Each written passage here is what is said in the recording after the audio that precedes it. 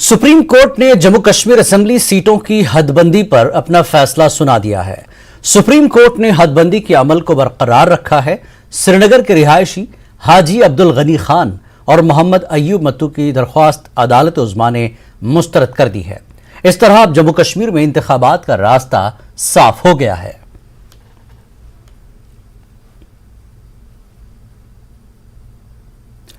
हमारे दिल्ली के नुमाइंदे सुशील पांडे ने एडवोकेट मुजफ्फर इकबाल से इस मामले पर बात की।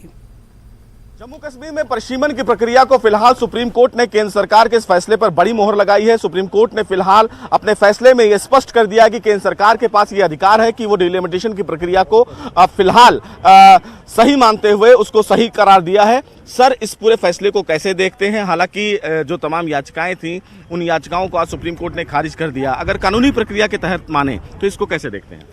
हाल मैंने अभी जजमेंट नहीं पढ़ी है क्योंकि जजमेंट अभी आई नहीं है। अभी तो हमने सुप्रीम कोर्ट में अभी सुना है। मैं तो इसमें काउंसिल भी नहीं था और पिटिशनर भी नहीं था। बहरहाल जो मेन ग्राउंड्स थे जो मुझे पता चला है, ग्राउंड्स तो यही थे कि भाई जब पूरे मुल्क में अभी डिलिमिटेशन को फ्रीज किया गया है तो जम्मू कश्मीर को अलग क्यों।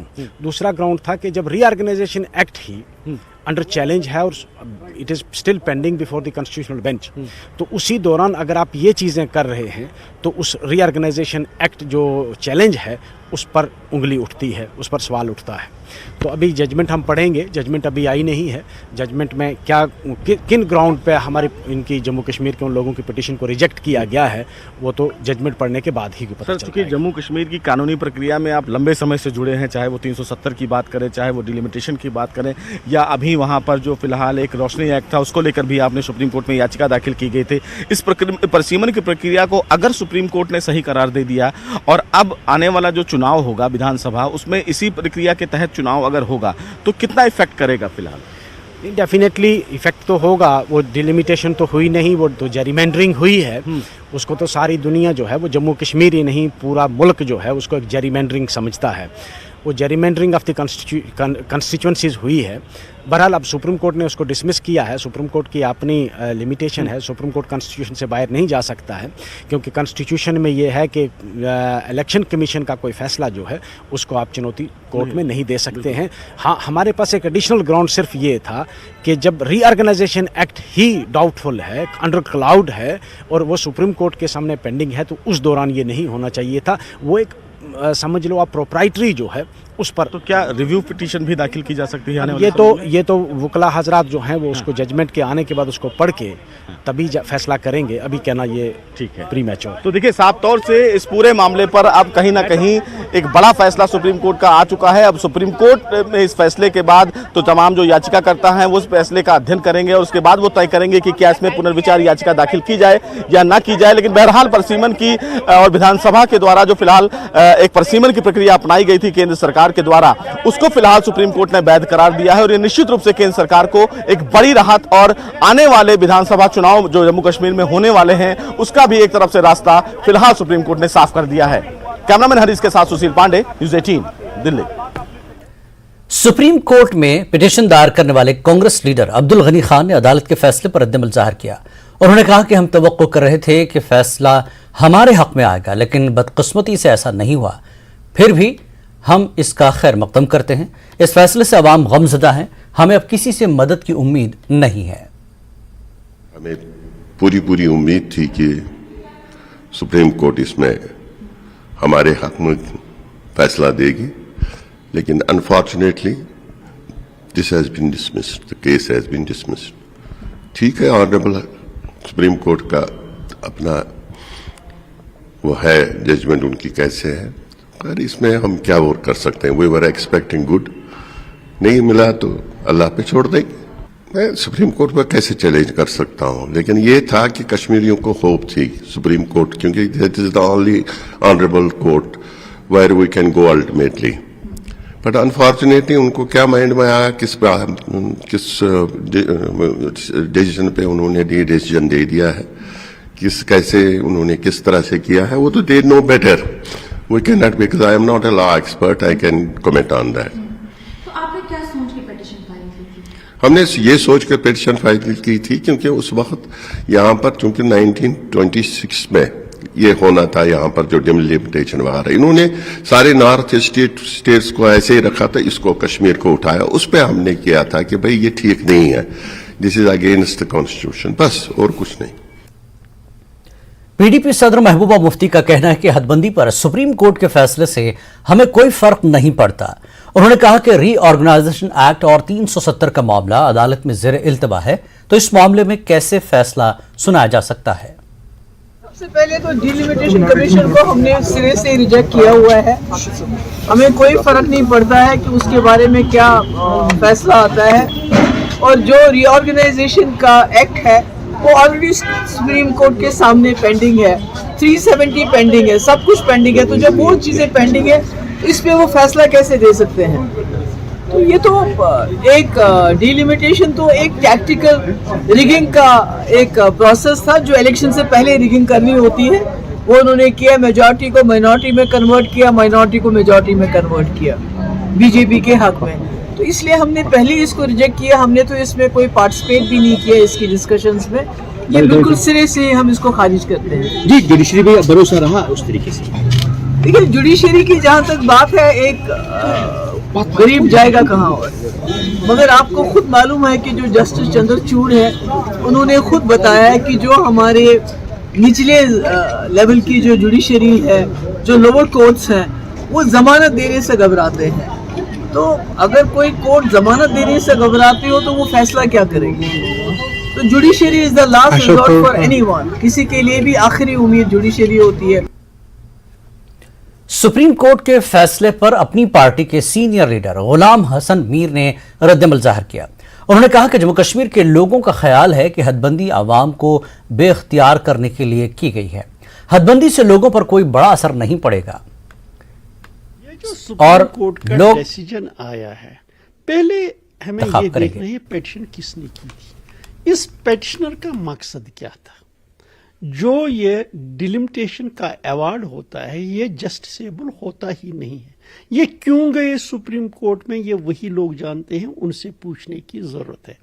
जम्मू कश्मीर के लोगों का मानना है जो इस वक्त डिलिमिटेशन का अवार्ड है, ये कश्मीर के लोगों को डिसएम्पावर करने में इसका एक रोल है। कोई फर्क पड़ने वाला नहीं। हमारा तो कब से ये है कि जो इस वक्त की स्थिति है, जम्मू कश्मीर के लोगों को डिसएम्पावर करके रखा है। जम्मू कश्मीर के लोगों को एम्पावर करने की जरूरत है।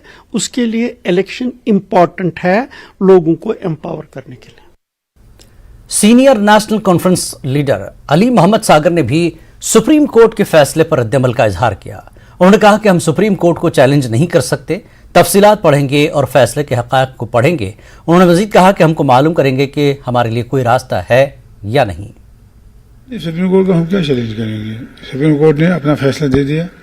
अब मेरे ख्याल में हमारे पास ये ऑप्शन है कि हम देखेंगे what are the facts of the judgement, उन्होंने क्या दिया है, कोई गुंजाइश है इसको कहीं देखने की, तो वो हम देखेंगे। बाकी जो उन्होंने फैसला दिया, supreme court is the top court of the country, उसमें हम कुछ नहीं कर सकते हैं। लेकिन ये देखेंगे कि जो जजमेंट दी है उसमें उन्होंने किन जो हमारे जो जिसने ये रिट पिटीशन की थी, उसने जो कुछ फैक्ट्स रखे थे उन पे उनको कंसिडर किया गया कि नहीं किया गया, तो वजूहत क्या है। बाकी सुप्रीम कोर्ट का डिसीजन जो होगा तो उसमें कोई दो राय की बात नहीं है, उनकी अपनी है। हाँ, जजमेंट आप क्रिटिसाइज करें या उसको अप्रिशिएट करें वो दूसरी बात है। लेकिन ये है कि एक बड़ा एक केस था, इसमें वो काफ़ी कैरी वेट कर रहा था, क्योंकि 226 हमने कहा था 2026 तक ये हदबंदी रहेगी, जबकि मुल्क में भी वो उस वक्त थी। फिर ने वो वापस ले लिया, तो हम नहीं कर सके। लेकिन हमने चैलेंज किया विद द इंटेंशन कि इसमें ऑलरेडी गवर्नमेंट ऑफ इंडिया ने कहा था कि 2026 तक रहेगा वो जो हदबंदी कमीशन का रिपोर्ट है, कोई हदबंदी नहीं होगी वहाँ तक। लेकिन फिर उन्होंने चेंज किया, तो उस सिलसिले में आप सुप्रीम कोर्ट जो है, आप इसमें हम डिटेल्स पढ़ेंगे क्या उन्होंने क्या मेरिट पे दिया है, डिसीजन क्या किया है, तो अकॉर्डिंगली एक्सप्रेस जो डिसीजन आया है सुप्रीम कोर्ट में, तो इसको देखेंगे क्या हमारे लिए कोई रास्ता है। जम्मू कश्मीर प्रदेश कांग्रेस के सदर वकार रसूल वानी ने कहा कि हदबंदी के अमल से मुताल्लिक सुप्रीम कोर्ट का फैसला आने से उनकी पार्टी का मौकफ नहीं बदलेगा। वकार असुलवानी के मुताबिक कांग्रेस समझती है कि हदबंदी का पूरा अमल गैर आईनी था। उन्होंने कहा कि कांग्रेस अब भी मानती है कि हदबंदी कमीशन ने मसवदा रिपोर्ट को हतमी शक्ल देते वक्त मुनासिब तरीक़ेकार पर अमल नहीं किया। उन्होंने फौरी तौर पर जम्मू कश्मीर असेंबली के इंतखाबात कराने का भी मुतालबा किया। देखो, हम तो नहीं गए थे सुप्रीम कोर्ट, लेकिन जो सुप्रीम कोर्ट की जजमेंट है उसका हम हमेशा एहतराम करते हैं। मगर जहां तक डिलिमिटेशन का ताल्लुक है, मैं अभी भी कहूंगा कि डिलिमिटेशन कमीशन में न आबादी को मद्देनजर रखा गया, न टोपोग्राफी को मद्देनजर रखा गया। आप अगर मेरी कॉन्स्टिट्यूंसी देखोगे बनिहाल, 150 किलोमीटर लंबी उन्होंने कॉन्स्टिट्यूंसी बनाई, इंदु को बनिहाल से जोड़ा, जबकि हमारी डिमांड थी रामबंद और बनिहाल के बीच गूल के इलाके को अलग कॉन्स्टिट्यूंसी दे दो। इसी तरह से कुछ कॉन्स्टिट्यूंसियों में 50,000 वोट पे ही कॉन्स्टिट्यूंसी बना दी, आबादी पे 70,000 आबादी पे 50,000 आबादी पे कॉन्स्टिट्यूंसी बनाई। कुछ जगहों पे 2.25 लाख की आबादी और 200 किलोमीटर का एरिया, और उसमें जो है जो भी हिसाब रखा गया, मुझे नहीं लगता है वो सीधा था। अलबत्ता जिस हिसाब से पिटीशन उन्होंने की, प्लीड किया नहीं किया, वकील कौन था, तो सुप्रीम कोर्ट की जो जजमेंट आती है उसमें तो हम कभी बोल ही नहीं सकते हैं। कुछ जो जज साहब ने दी होगी उसका हम एहतराम करते हैं, मगर मसला यह है कि प्रॉब्लम थी डिलिमिटेशन कमीशन में, और काफी कॉन्स्टिट्यूंसियों में हमें ऑब्जेक्शंस आई पार्टी की तरफ से और लोगों की तरफ से भी कि गलत हुआ है कहीं ना कहीं। तो आज भी हम कहते हैं कि डिलिमिटेशन का प्रोसेस सारा गलत था। सुप्रीम कोर्ट ने क्या डिसीजन लिया उसका हम एहतराम करते हैं।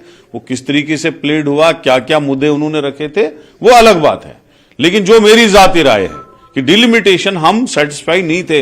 हमारी पार्टी ने उस वक्त भी ऑब्जेक्शन रेज किए थे जब वो कमीशन बैठा था। मैं बराबर कश्तवाड़ उनसे मिलने गया, 15 मिनट की मेरी बहस हुई कि भैया आप आ जाओ और तरीके से डिलिमिटेशन करो, इसको मजहब के हिसाब से रंगत मत दो, दूसरे हिसाब से मत दो, इसको टोपोग्राफी और आबादी के हिसाब से हिस्से करके जो है कॉन्स्टिट्यूंसियां बनाओ।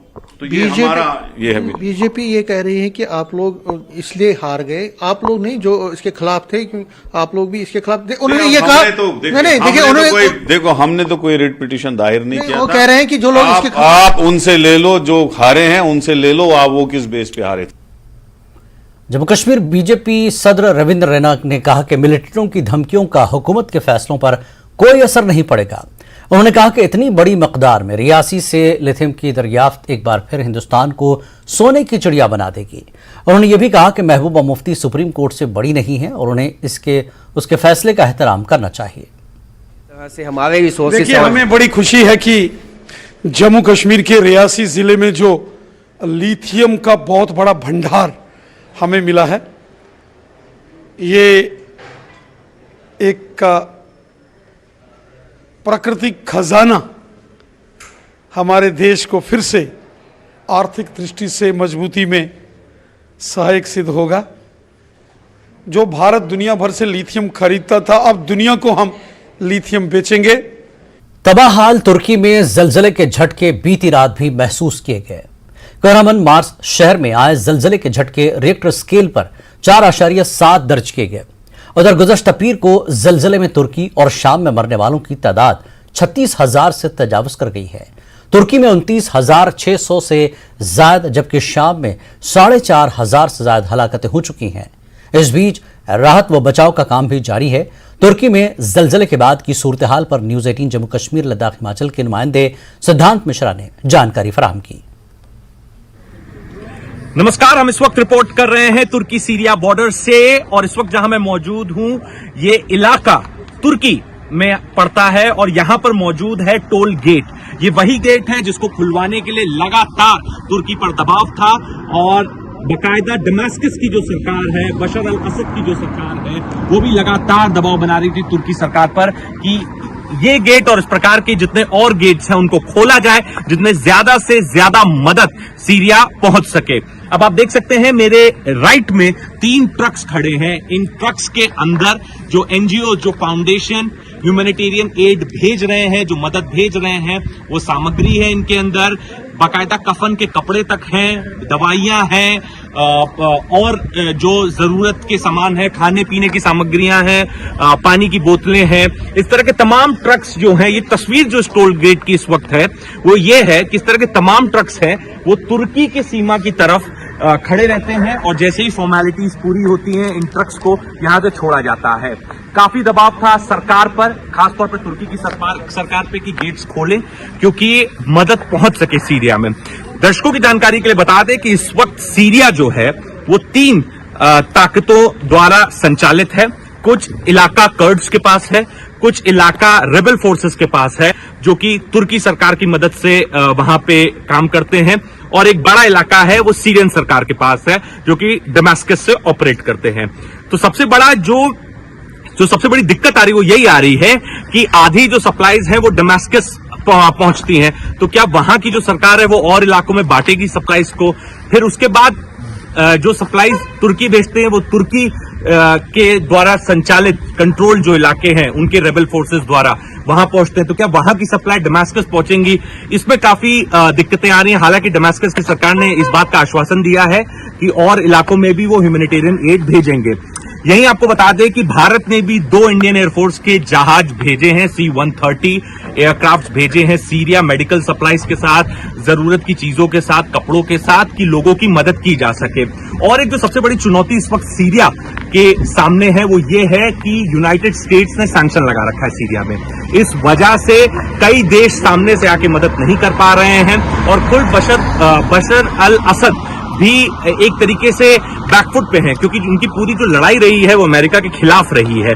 अब अमेरिका से मदद मांगना, पश्चिमी ताकतों से मदद मांगना उनको भी नागवारा गुजर रहा है, पर हालात कुछ ऐसे हैं कि मदद लेनी ही पड़ेगी। हालांकि यूनाइटेड नेशंस के जो प्रतिनिधि हैं सीरिया में उन्होंने इस बात का आश्वासन दिया है कि हर प्रकार से मदद पहुंचेगी, कोई भी सैंक्शन इस वक्त यहां पे काम नहीं करे, जिसको जो मदद भेजनी भेजे।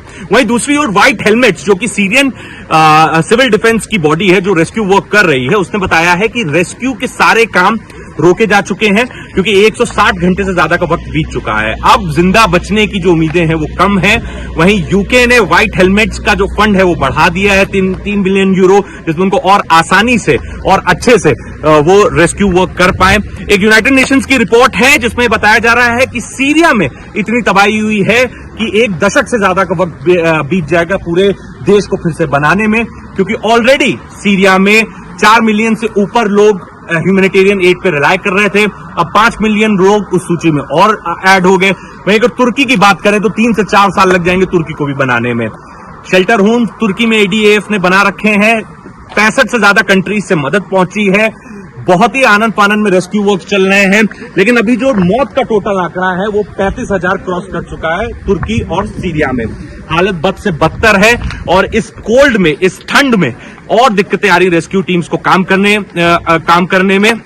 यही वजह है कि रेस्क्यू ऑपरेशन बहुत डिले भी हुए, बहुत सारी रेस्क्यू टीम्स लगी हुई हैं, लोगों को बचाने की कोशिशें की जा रही है। इनफैक्ट बहुत सारे लोगों को बचाया भी जा चुका है 160-165 घंटों के बाद भी। अगर आपको हमारी ये ब्रॉडकास्ट अच्छी लगी तो आगे भी हमारे साथ जुड़े रहिए।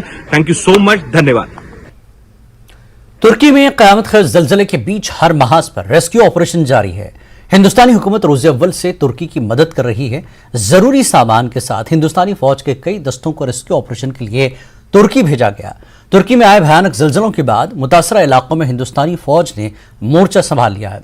इसी दरमियान इंडियन फौज ने कश्मीरी तालिबा का कामयाब रेस्क्यू किया है। इस्तांबुल में कश्मीरी तालिबा फाजला खुर्शीद को फौज ने मदद पहुंचाई और उन्हें रेस्क्यू किया। फाजला इस्तांबुल से दिल्ली पहुंच गई हैं और अब उन्हें दिल्ली से श्रीनगर भेजने के इक़दाम किए जा रहे हैं। न्यूज़ 18 JKLH के नुमाइंदे खुर्रम शहजाद से एक्सक्लूसिव टेलीफोनिक बातचीत में फाजला ने हुकूमत और फौज की कामयाब कोशिशों की सराहना की। मैं गाजियाबाद यूनिवर्सिटी में हूँ और मैं वहाँ पे masters in applied science of civil engineering कर रही हूँ। और अभी क्योंकि मैं ये तबे मतलब टर्किश बुर्सलरी होती है उनकी, गवर्नमेंट ऑफ टर्की स्पॉन्सर्ड होती है वो, उसके अंदर कर रही थी। तो मैं फिलहाल टर्किश लैंग्वेज का कोर्स कर रही थी। और जब भूकंप आया, I was in my dormitory, I was sleeping because it was 4:17 at night. तो इट वॉज वेरी हार्ड क्योंकि ऑल ऑफ अ सडन सब it was shaking very hard. So we had to leave dormitory. I didn't take my phone. I didn't take my wallet. I didn't take anything, not even my slippers. I just went out. We just ran out the site, and it was very bad because we really thought that the building would collapse on our head. That's it. मैं अपने आप को पूरा मतलब समझा चुकी थी somehow कि बिल्डिंग गिर जाएगी and we won't be able to make out. तो क्या बिल्डिंग गिर गई? बिल्डिंग में बहुत बुरे क्रैक्स है। It's so bad that we won't be able to go back there. ये तो वो डिमोलिश करनी पड़ेगी या तो उसके बहुत मतलब है तो ऐसे खराब है, मतलब क्रैक्स ऐसे है कि you can light is passing through the cracks आपने एट द कॉर्नर्स। आपने बाहर क्या देखा, किस तरह के हालात थे जो आपने वहां पर देखे? सब जगह सब बहुत डरे हुए थे। जब हमने इमीडिएटली बाहर गए तो everybody was coming out of their apartments, so they were all rushing, getting into their cars, trying to go to safer places.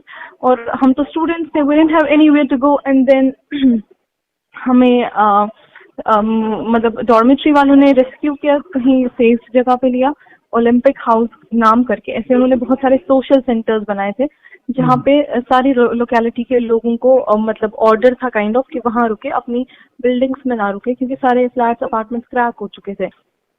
तो वहाँ बिल्डिंग्स के किस तरह के हालात दिख रहे हैं, क्या दिख रहा है वहाँ पर? गाजियान्तेप तो एपिसेंटर है, तो वो तो बहुत खराब हो चुका है, कारमान, महाराष्ट्र, गाजियान्तेप। और बहुत अभी तो खैर बहुत सारी डेड बॉडीज है अंडर रबल, अभी उनको निकाला जा रहा है। एक इंडियन की डेथ भी हुई है। मतलब embassy tried very hard to look for him, they tried to be positive till the last moment कि शायद जिंदा हो, कहीं से कुछ हो, but unfortunately he was not alive, he died there. तो ऐसे तो वहाँ पे बहुत सारे हैं, मतलब अभी तो वहाँ के माहौल काफी खराब है। It will take a long time. So अब आपको रेस्क्यू वहाँ से किया गया, कैसे रेस्क्यू किया गया और कैसे आपने अप्रोच किया Indian embassy? Tried to approach us, but हम वहाँ पे 2 Indians थे, but they could not because we had not registered ourselves. I don't know what we had to do, how we were supposed to register, because we just came straight and went to our universities, so they couldn't get in contact with us. लेकिन फिर हमने उनको approach किया and they said that they were trying to look for us. I managed getting out of Antip to Ankara by myself, and from Ankara I contacted them and they helped me. They were ready to provide me with shelter and all, but I had my friends there, so I stayed with them.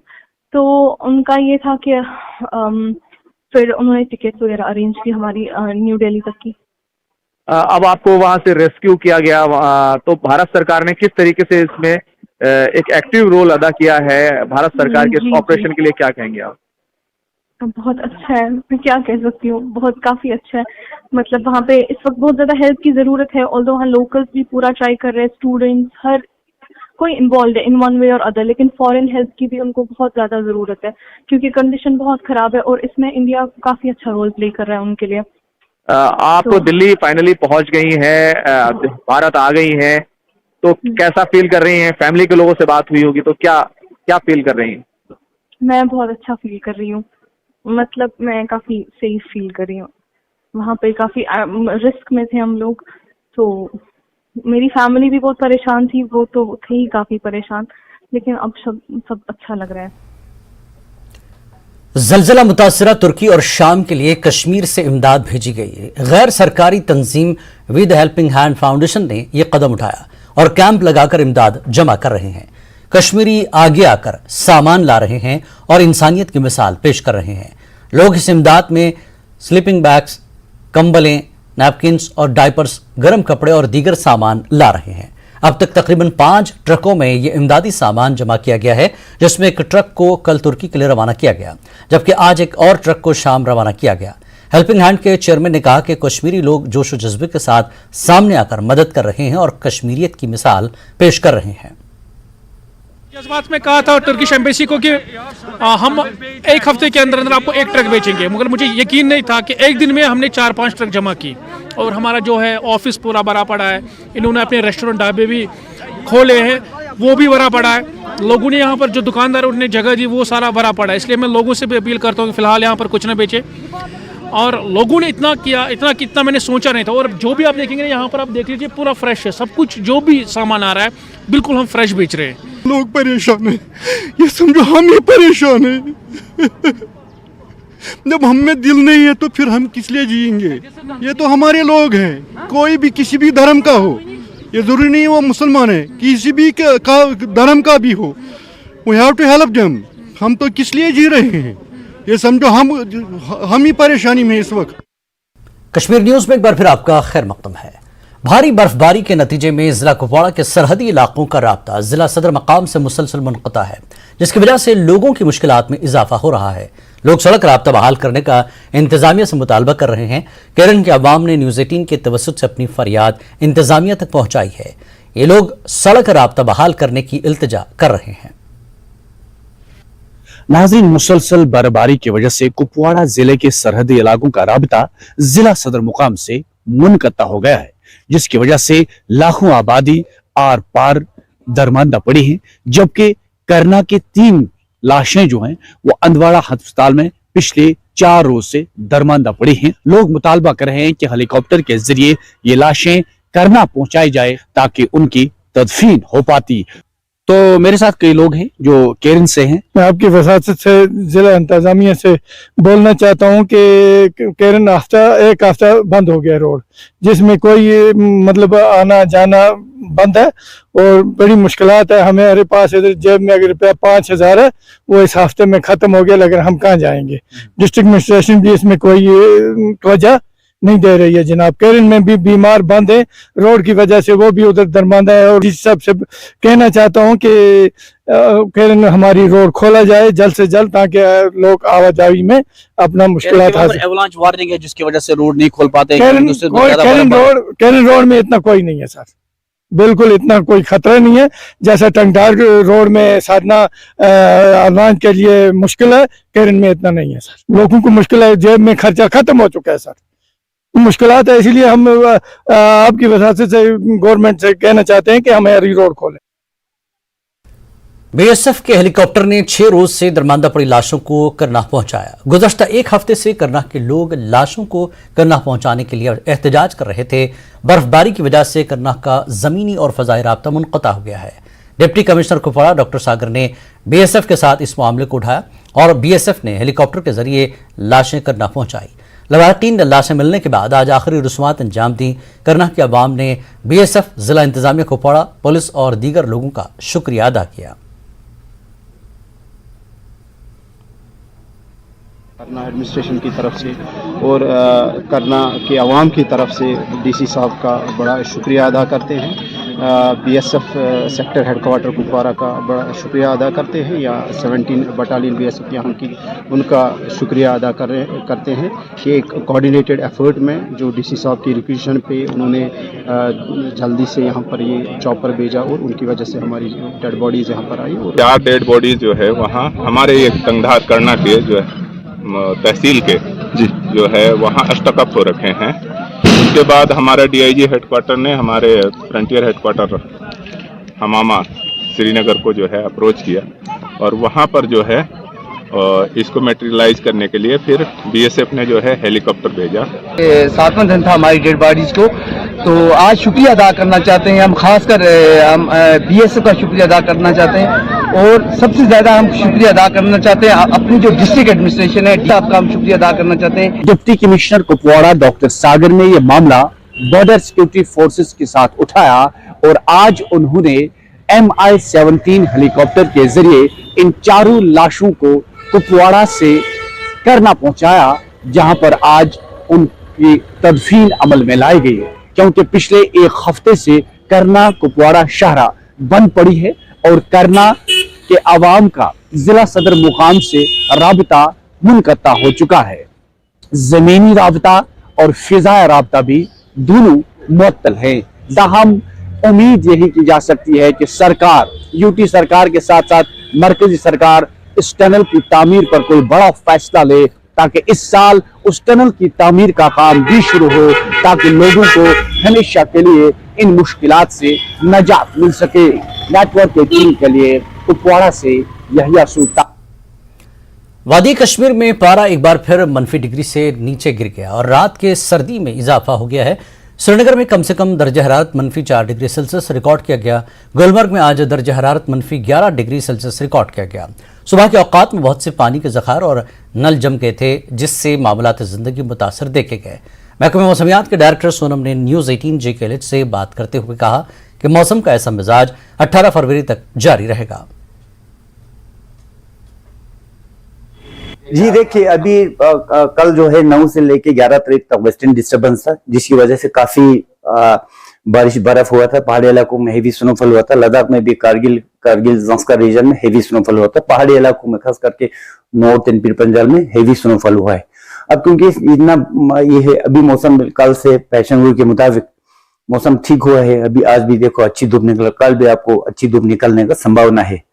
कुल मिला के ये है कि अभी main western disturbance निकल गया तो अभी धूप निकल गया है, मौसम क्लियर है। जब भी क्लियर मौसम होते हैं तो दिन में दर्जा हरारत बढ़ता है। हमेशा हम बताते हैं increase in day temperature and fall in night temperature, यानी कि ठंडा रात के तापमान कम ठंडा होंगे और मिनिमम कम मैक्सिमम डे टेम्परेचर में राइज हुआ है और भी होंगे। तो ओवरऑल ये है कि अभी आने वाले 17 तारीख तक अमूमन मौसम ठीक है। 18 से लेके 19 से लेके तकरीबन 20, 21, 22 तक मौसम क्लाउडी रहने का संभावना है, बादल रहने का संभावना है, बल्कि चंद जगहों पे हल्की फुल्की बर्फ होने का भी बर्फ बारिश होने का संभावना है। तो 18 से फिर थोड़ा थोड़ा दिन के दर्जे में 1-2 डिग्री सेल्सियस थोड़ा ठंड रह सकता है।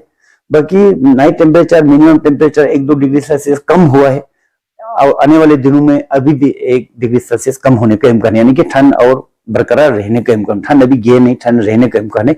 दिन को तो ठीक रहेगा, रात के दर्जा जम्मू में भी ऐसा ही है। जम्मू में देखिए अभी आज कम से कम दर्जा 3 डिग्री सेल्सियस रिकॉर्ड किया गया, जो कि सीजन का अभी तक फरवरी का लोवेस्ट टेम्परेचर है।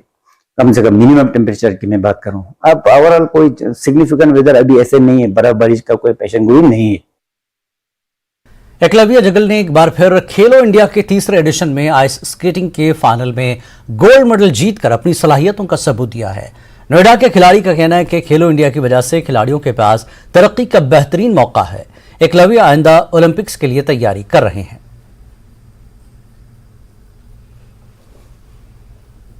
खेलो इंडिया का एक्सपीरियंस बहुत अच्छा लगा। यहाँ की फैसिलिटीज भी बहुत अच्छी हैं, बस टेम्परेचर को अडेप्ट करने में थोड़ा ज़्यादा टाइम लग गया था। आज बाकी दिनों से ज़्यादा ठंड थी, -13 डिग्री, तो आज काफ़ी दिक्कत थी, बट आखिरी में हो पाया। कितने सारे कॉम्पिटिटर्स थे आपके साथ इस गेम में? 28 कॉम्पिटिटर्स थे मेरे साथ। और ये हर स्टेट से आए थे, अलग अलग स्टेट से। और अच्छा, कितना इम्पोर्टेंट लगता है आपको, जैसे खेलो इंडिया है, जैसे आप जैसे जो स्नो से जुड़े हुए स्पोर्ट्स पर्सनालिटीज हैं, उनको एक प्लेटफॉर्म मिलता है, so how important is such kind of events here? काफ़ी ज़रूरी है, क्योंकि इंडिया में विंटर स्पोर्ट्स ज़्यादा फेमस नहीं है कंपेयर टू क्रिकेट और सॉकर। तो अगर ऐसे कॉम्पिटिशन्स में हमें और मौका मिलता रहेगा तो बाकी पार्ट्स ऑफ इंडिया में से भी लोग आएंगे और हमें और ज़्यादा अच्छा लगेगा। Yes, we are very proud of Eklavya. He is an ice skater and he has been the best in his own category. He is one of our probables to be training for the Youth Olympics, which is going to be in the year 2024.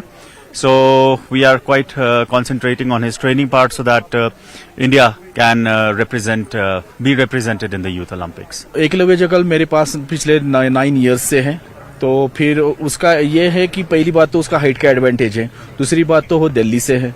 Okay, भी बहुत फर्क पड़ता है जब आप ice में आप आते हो इतनी ऊंचाई पे, तो आपके उसने लंग्स में उतनी कैपेसिटी होनी चाहिए। He has got that muscles as well as height, so and endurance भी ठीक है, so that's why he achieved it. सयाहती मकाम गुलमर्ग में खेलो इंडिया विंटर गेम्स के तीसरे एडिशन के तहत जारी मुकाबलों में आज चौथे रोज भी मुख्तलिफ जगहों पर मुख्तलिफ मुकाबले मुनक्किद हुए, जिनमें ice skating, ice hockey, bandy, ice stock, snow shoes, ski mountaineering, cross country, snowboard, slalom के अलावा और भी मुकाबले मुनक्किद हुए। किंगडोरी चोटी, गुलमर्ग क्लब आइस रिंग और हाईलैंड स्लोप पर मुख्तलिफ खेलों के मुकाबले हुए, जिनमें मुख्तलिफ टीमों ने बाजी मार ली। खिलाड़ियों ने काफ़ी जोश व खरोश पाया गया। मरकजी वजीर ममलिकत बराए खेल, यूथ अफेयर्स और उमर दाखिला नशंद प्रमाणक ने किंग डोरी चोटी पर पहुंचकर आज के मुकाबलों का जायजा लिया। यहां उन्होंने खिलाड़ियों के साथ तबादला ख्याल किया। उनके हमरा आला अफसरान भी थे। मरकजी वजीर ममलिकत ने गुलमर्ग क्लब के सामने स्नो शो दौड़ को झंडी दिखाकर आगाज किया। इस मौके पर उन्होंने खिलाड़ियों का हौसला बढ़ाया और मेडल जीतने वाले खिलाड़ियों की हौसला अफजाई की। आइस रिंग के सामने खिलाड़ियों ने मरकजी वजीर ममलिकत का बालियाना इस्तकबाल किया। गुलमर्ग क्लब के मकाम पर कुछ जीतने वाले खिलाड़ियों को एजाज से नवाजा गया।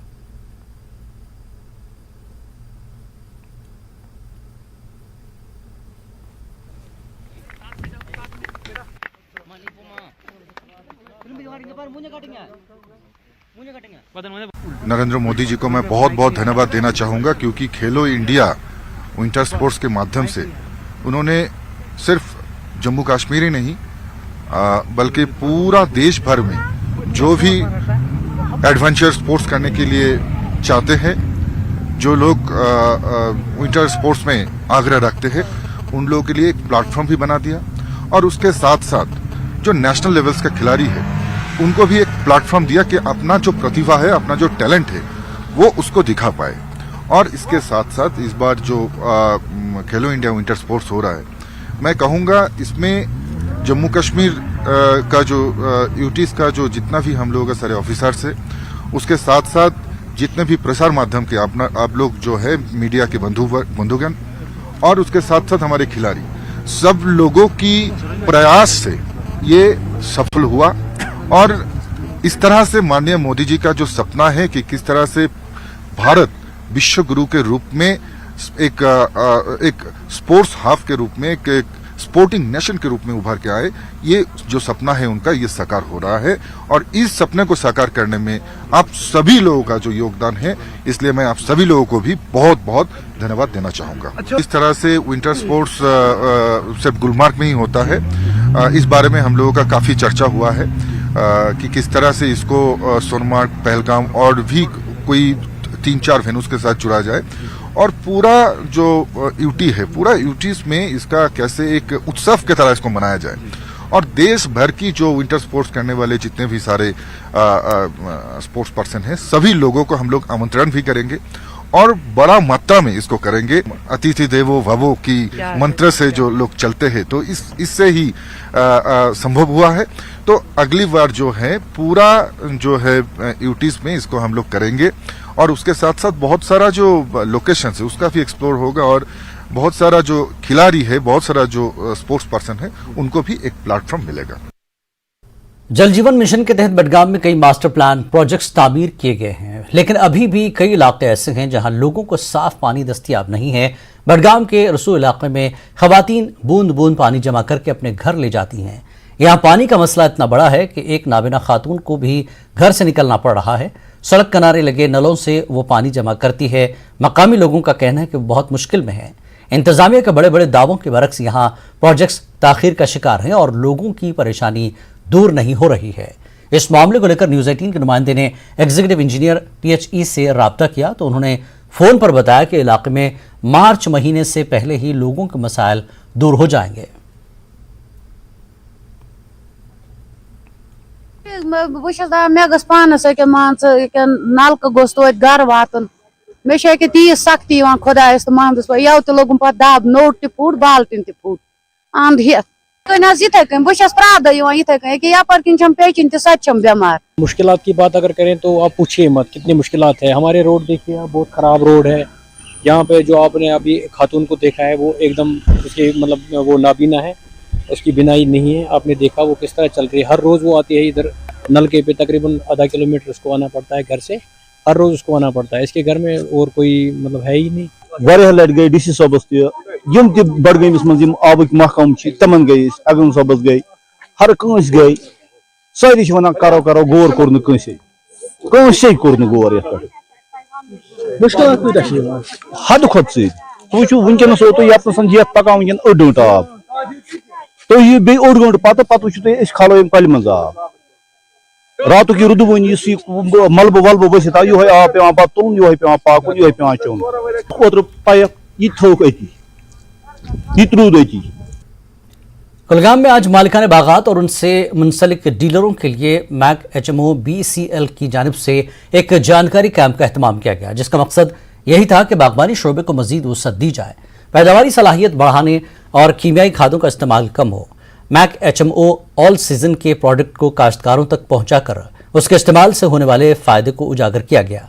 काश्तकारों ने इस प्रोडक्ट के इस्तेमाल को मुफीद करार दिया। इस सिलसिले में कंपनी के आला अफसरान और दीगर मुतल्लका मुलाजिमीन के अलावा किसान मौजूद थे।